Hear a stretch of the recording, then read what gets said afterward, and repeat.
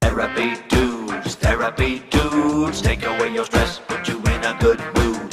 If you had them over, they would eat up all your food. It's time for therapy dudes. Good morning. Good morning. Good I'm morning. Fox. That was Andre Kukamaz. We are therapy dudes. We are here with another uh, good deep dive into couples and relationships and how to make them work and what are the things to troubleshoot and what are the things to focus on. A lot of this is based on John Gottman's work. Yeah. And if you've been following the podcast, you know we've been pouring into that over the last few sessions, and we're going to dig further. I'm reading The Seven Principles for Making Marriage Work. I highly recommend that book, and if you can take a workshop with your partner, that's a Gottman program that would do wonders, I believe, for learning what the skills are to make a marriage work, what the things are to focus on, what the things are to avoid. Yeah. Therapy Dudes is brought to you by Boulder Psychological Services. That's a great resource for therapy and other therapeutic needs. Check out their website, boulderpsychologicalservices.com. Andre, how are you? Oh, I'm doing pretty good. It sounds like you got moldy lung this morning. Moldy lung. It's possible. I've been working on the bathroom. Actually, today is the first day in a while that I've woken up without feeling a little sore in the lung area.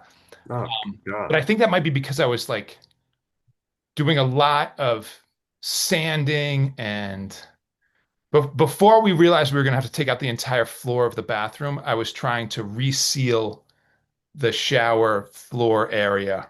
Oh, I was cleaning that off and regrouting, and I was on my hands and knees for 2 days. And then I played some basketball, and so I was very sore. So I think that, my whole like body was just hurting from that, but probably from even though I had that nice mask on that you saw, probably inhaling a little bit of nasty, but I think I'm okay. Protect good. yourself from mold, people. That's important. Yes. We only have two lungs. Okay, so Andre, Yes. what I've gotten into recently and what I'm going to share with my spouse here is these questions that people ask about their partner or ask their partner to answer for them, um, and it's a way to deepen the connection that we have with our partner to really understand them, because one of the underlying principles is that if the marriage is going to work, the friendship and the connection has to be strong, and that the friendship and the connection is strong by really knowing your partner and Yeah. understanding how they tick, what their hopes and dreams are, what their fears are, their history, the hobbies that they're into, how they like to spend their time. And that a lot of times, what sort of is an early sign that the relationship is getting into trouble space is when people start to kind of grow distant from each other and lead sort of parallel lives and aren't really connecting and knowing what's going Kind of on, like roommates. kind of like roommates, right? Right? Yeah, just sort of orbiting around each other Yeah. and not being, really attuned to the experiences of, day to day just life for our partner and what they're thinking and feeling. Hmm. So, in no particular order, actually, I'm gonna the way they ask you to do this quiz, and I'll just say these questions as you give me some numbers, Okay. is to pick some numbers between 1 and 60, because there's 60 questions. So, Andre, Right. pick a number between 1 and 60. Let's do 11. 11. What is your partner's fondest unrealized dream? This is one of the few questions that is worth 5 points on a scale of 1 to 5. In fact, It's the only one I see worth 5 points. So you picked one of the questions that a lot of All right, seven. oh, Seven. no, seven. Describe in detail what your partner did today or yesterday. So since it's early, it would be yesterday. I happen to know this for my wife because I she think was you should answer these questions because I you I you should answer you, them. Okay. you Well, live I with I someone, know because we have a were, relationship with them. we're hanging out a lot because she's on summer break and I work from home. So Okay. a lot of what we were doing yesterday Uh-huh. was mold remediation in the bathroom. I've learned so much about this from you. And we also went over to the neighbor's house and had a little dinner there and just kind of goofed around and And you didn't invite me? de-stressed. You're coming tonight. You're coming over Okay. tonight. All right. All right. Um, That's good. but it was, I think it was a good in the morning. Rachel woke up and got our two kids to their two summer activities that they're doing, basketball camp and Rocky Mountain Day Camp. And then when we weren't doing mold remediation, she was like reading and took a nice nap in like the sort of middle later part of the day, like late afternoon. And then I think she had to go and pick up my daughter again from another camp and then came back. Okay, I nailed this question. You Next nailed question. it. Give me another number. 11. I want to hear your answer to 11, the one you said. The fondest Yeah. unrealized dream. Yes. I'm gonna go with, and I'm not sure, and she's not here to verify, but that there was pre-pandemic some real long-term energy that she had focused on in terms of developing the um, literacy program, kind of revamping it, updating it for the district that she works in um, as a reading specialist. And prior to the pandemic, there was sort of a lot of momentum for that. Once the pandemic came, everything kind of went haywire. People were doing online learning. It was kind of all hands on deck. My poor wife ended up being tasked with 50 kindergartners doing That online sounds like learning fun. with 50 Oh my God. kindergartners who had never done online learning or learning before. So They do that with undergrads. right, it was a ridiculous process and a rough chapter. Mm. Just to get through that, there was a lot of demands on schools. There was a lot of demands on teachers. It was hard to feel like you were making good progress, and everything kind of got reset at the district level in terms of what their focus was on and where they were spending their money. And after the pandemic kind of flushed out 2 school years later, that process wasn't even going on, and she ended up at a different school and um, was, sort of at the point now where we're counting down the years till her retirement, which hopefully I can count on 3 fingers or two. We'll see. But I think that would have been a nice, sort of at least at the career level, a really nice way to kind of culminate her work over the decades at that district. Mm. All right, You next should next. probably tell her this to see how it aligns. I'm going to do the questions with her, so Oh, even we'll better. see how that goes. Let's do like two more questions, and then we'll Okay, okay. Let's do 51. 51. Okay. What is one of her favorite desserts? Um, wow. You should be able to know. Everyone knows that about the person that they're with. Wow, it's a tricky question. I mean, straight up like ice cream is hard to beat. I want to go with the lava cake, chocolate lava cake. I'm really just like, taking the Throwing shotgun it out there. for this Yeah. question. It's not like a specific thing like carrot cake or, Nothing immediately comes to or mind, whatever. although, if there is ice cream action happening or if somebody's eating cookies or something in the house, then usually that's she wants to get in on that, of course, as does everybody. Um, and I bring up cookies because lately we've had um, some oatmeal cookies, frosted oatmeal cookies. I get them at the dollar store. It's fantastic. I can eat a bunch without feeling ill afterwards because they're almost healthy because it's, oatmeal and Probably not at all, but probably not at all. but the idea that oatmeal's in it might make it sound Right. healthy. But every time I go and get two or three of those oatmeal cookies Mm. pantry, I sing a little song. The- I'm a big fan of like a well done pumpkin bread Oh, nice. with some frosting. So Oh, if someone ever asks you about my favorite thing, that's what it is. okay. Okay. Yeah. One more question. Don't you forget. Um, let's go 33. By the way, I was waiting Yes. for you to ask me what my song was, and you didn't, so we're moving on. Who was my best friend in childhood? Oh my gosh. Uh, that would be, geez, what is her It name? was me before you met me. No, this is her best friend, right? Oh, her best friend. Um, so it'd Yeah. be as if she's asking me.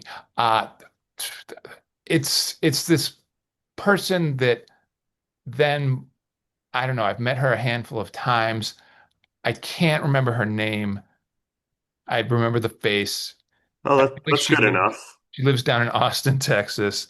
They haven't seen each other in a while. Um, Oh, you but should arrange something for them. right, well, I think that person comes into town every once in a blue moon for her job. But it's been a minute. All right, I did kind of mediocre on that. And Well, I had one question. I think it's yes, important. What song are we talking about? And I'd love to hear about it. I think the audience would love to hear about it too. I'm so glad you asked. I did it all for the cookies, all for the cookies, for the cookies. Oh, I so regret asking. I'm kidding.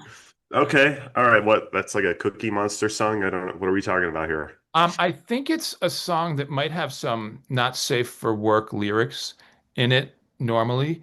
Oh, That's oh, been sort of redone possibly by Cookie Monster. okay. Because I Yeah, don't think I probably. made that up. I think I heard that version of the song. Uh, It's a good song, it sounds like.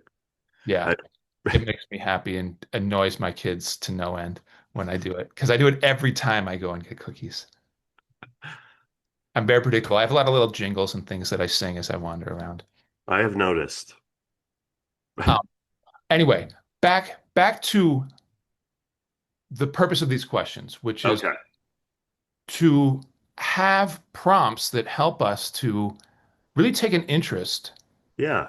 and be attuned with our spouse and with what makes them tick and how they're growing and experiencing the world. And that often is something that is really not happening when I'm, talking to couples, especially because usually the couples that I see are well into the process of having children, right? Their kids are, definitely school age and they're trying to figure out, how to parent appropriately and what's going on with their kids and also how to like manage the relationship. And it seems like on the list of priorities, connecting with your partner ends up getting pushed lower and lower. And Oh, connection in general does. connection in general does, right? There's just a lot of overwhelm of just sort of getting through the day, doing our like career work, keeping the house in order, connecting with the kids, connecting with our partner. It's really, really tricky. And it's easy to say, hey, prioritize this one first, right? Prioritize the relationship first, connect with your partner every day. But it can be exhausting. And Rachel and I have been together now for like 24 years. Congratulations. Um, thanks. So we're gonna have our 25th anniversary next year. Um, about to have our 24th in September. So that's I can look at that like timeline, and there's definitely like chunks in there, like chunks of years where we were more in that kind of orbiting roommate dynamic. And I think that that's, kind of typical of a lot of relationships. And Why does that happen? um, well, Gottman would say that part of what happens is that when this lack of connection is going on, some of the other dynamics that are bad signs come into play where and this has a lot to do with issues around conflict, right? Yeah. Like There how you ends do conflict. right. Criticism gets in the way more. Criticism leads to contempt, where contempt is just kind of more generalized frustration. Criticism's more specific. That can lead to defensiveness, and that can lead to stonewalling. And Which is the stonewalling is worst. right, right. Then we're just kind of withdrawing and sort of going numb. Yeah. And that when those things are happening regularly, one of the saving graces for people can be these efforts to repair, right? To make these gestures of trying to like do something to sort of de-escalate a conflict. And when things aren't working well, those repair efforts fail, right? They don't they get dismissed by the other person. They don't really work to resolve it. And that just kind of reinforces that That cycle. stonewalling energy. Yeah. And it tends to be very gradual, right? That this just kind of evolves, and that as a couple, I know that we weren't aware of this, but I think this is true for a lot of people. Like, you're just sort of like trying to keep your head above water day to day, and you don't necessarily realize that, oh, this is slowly, burdening the relationship and creating distance. And Is this mainly because people don't know how to communicate needs and set boundaries? Is that why this happens in relationships? I've always wondered, like, what is the breakdown over time? Like, I feel like it's communication. I feel like people have a lot of stories that they don't check, about their partners or the world in general. And it becomes a feedback loop of negativity where we just assume the worst over time and intentions or something like that. I'm really glad you asked that question because it gives me an opportunity to see how strong my understanding of Gottman is right now. And Okay. I believe that Gottman would say that merely just communication and expressing your needs and learning how to validate your partner isn't sufficient. Right. I It's feel the they're same way. components of it. Yeah. The research that he's done over the years, and Gottman's like for over 40 years been researching couples using longitudinal studies. So, right, studying them for years, looking at their behaviors, primarily in conflict, Yes. and trying to see what those specific actions are that are creating the conflict, which creates the disconnect, which eventually leads to stonewalling and this, kind of emotionally distant relationship that will ultimately bring divorce. Right. And for those of you who haven't listened to the earlier ones, Gottman has a track record of being able to predict with 91% accuracy whether or not a couple will be still married 7 years later based on a 15-minute conversation that he watches them have That's together. insane. Right? It's a conversation around conflict, right? And he's looking for specifically how do they handle conflict? And the underlying issue with that is that um, the nervous system, the anxiety that we feel when we get caught up in some of these conflicts can be overwhelming. Gottman calls it flooding, right? It's this like emotional state that just feels Your really, nervous really system's difficult. overwhelmed. Yeah. Right? Our nervous system is overwhelmed, and Can't that think straight. You're in fight or flight. Yeah. yes, exactly, and that experience tends to predict that stonewalling energy of just it's like so uncomfortable. We have to get away from the situation, right? Fight, flight, or freeze. None of those work very well Mm, trying to have a conversation and trying to resolve conflict. In fact, all of them kind of make it worse. they do. Yeah. So one of the advantages Gottman had in his, 15 minutes of watching these couples work through conflict was that he was measuring these biometric signatures for anxiety and flooding and could see when somebody was getting triggered and what their responses were. So if people can de-escalate, that's the key.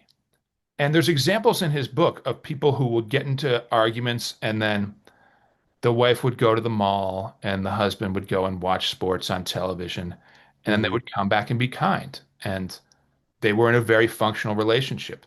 They didn't get into the roots of the conflict. They didn't validate each other's feelings, but they had a very effective strategy at keeping the other person and themselves protected on a nervous system level from going to those extreme flooded emotional states. So Wow. that kind of flies in the face of that conventional couples counseling, Of validating right? and Validating, repair. communicating, right? It's Yeah. it's much more about being attuned to these specific things that really threaten somebody's nervous We're system. talking about safety. Yes. Yes. Okay. Yeah. Right. We're talking about Wow. safety, and it reminds me of one of the, 10 commandments that Gottman Mhm. has for these functional relationships. And one of them is protect your partner above all else, right? Protect I them out in remember that public, one. protect them in conversations. Like, you want to understand their triggers and make sure to, be careful around that and not be pushy and edgy and not get to a contemptuous place where you're just leaning in and being kind of nasty and sarcastic and stuff like that.